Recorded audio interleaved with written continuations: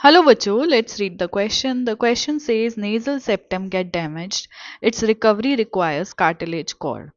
So first of all हम सबको पता है कि जो nasal septum होता है वो cartilage का बना होता है, right? और यहाँ पे पूछा है कि अगर वो डैमेज हो जाए तो स्पेसिफिक कार्टिलेज जो है कौन से कार्टिलेज की रिकवरी चाहिए होगी. ठीक है, फर्स्ट दे रखा है fibrous cartilage, then elastic cartilage, then hyaline cartilage या कैल्सिफाइड कार्टिलेज. सो अगर हम बात करें फाइब्रस कार्टिलेज की,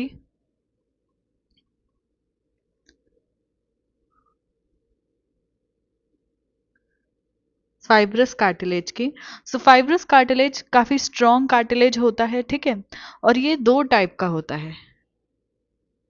एक हो जाएगा इलास्टिक और दूसरा हो जाएगा वाइट फाइब्रस. वाइट फाइब्रस, अब क्योंकि नाम ही सजेस्ट कर रहा है इलास्टिक क्या होगा, थोड़ा फ्लेक्सिबल होगा. सो हाईली फ्लेक्सिबल होता है ये.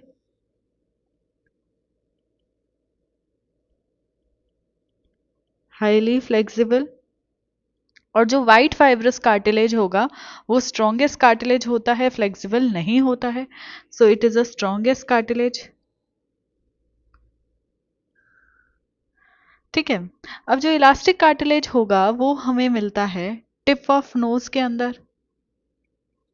टिप ऑफ नोज के अंदर मिलता है, नेजल सेप्टम में नहीं मिलता है, ये बात ध्यान रखनी है. ठीक है, देन मिलता है हमें ईयर पिन्ना के अंदर. ईयर पिन्ना, जो ईयर वाला पार्ट हमें हमारे आउटसाइड में दिख रहा है वो ईयर पिन्ना हो गया. ठीक है, एपिग्लॉटिस के अंदर, एपिग्लॉटिस क्या हो जाता है हमारा, ये वॉइस बॉक्स है. वॉइस बॉक्स की ओपनिंग को हम ग्लॉटिस बोलते हैं. उसका कवर जो होता है, उस ग्लॉटिस का कवर जो होता है उसको हम बोलते हैं epiglottis. That is made up of hyaline, sorry, that is made up of elastic cartilage. ठीक है, इलास्टिक कार्टिलेज का बना होता है. देन लैरिंग्स के अंदर मिलता है, एसेट्रा. ठीक है, सो बहुत सारी जगह क्या होता है, फ्लेक्सिबल कार्टिलेज हमें मिलता है. देन हम बात करते हैं वाइट फाइब्रस कार्टिलेज की, क्योंकि बहुत स्ट्रॉन्ग कार्टिलेज है. ये मिलता है हमें इंटरवर्टिब्रल डिस्क के अंदर. इंटरवर्टिब्रल डिस्क के अंदर. और मिलता है हमें ये प्यूबिक सिम्फाइसिस के अंदर. Pubic symphysis. Pubic symphysis basically क्या है, मान लेते हैं कि ये हमारी हिप बोन है और ये दूसरी हिप बोन है. ठीक है, तो जो जहाँ पे, क्योंकि एक हिप बोन के तीन पार्ट होते हैं, ilium, ischium and pubis. So pubis वाला पार्ट जहाँ पे कनेक्ट करता है, यहाँ पे इसको हम प्यूबिक सिम्फाइसिस कहते हैं. और प्यूबिक सिम्फाइसिस में कौन सा कार्टिलेज प्रेजेंट होगा, वाइट फाइब्रस कार्टिलेज, राइट. सो ये हो गया फाइब्रस कार्टिलेज. फाइब्रस कार्टिलेज जो है नेजल सेप्टम में प्रेजेंट नहीं होता है, सो फाइब्रस कार्टिलेज इनकरेक्ट हो जाएगा. Elastic cartilage tip of nose में प्रेजेंट होता है, नेजल सेप्टम में प्रेजेंट नहीं होता है, सो ये भी इनकरेक्ट हो जाएगा.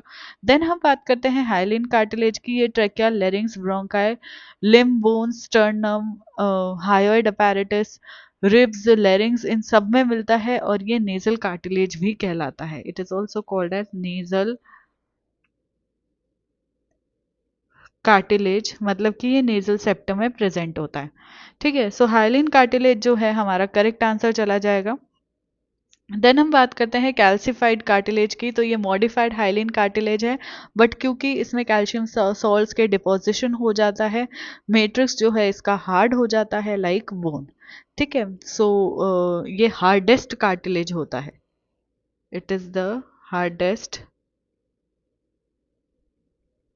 कार्टिलेज एंड ये मॉडिफिकेशन होता है हाइलिन कार्टिलेज का. इसके अंदर कैल्शियम सॉल्ट्स का डिपोजिशन हो जाता है, इसीलिए क्या होता है, इसका मैट्रिक्स जो है वो हार्ड हो जाता है.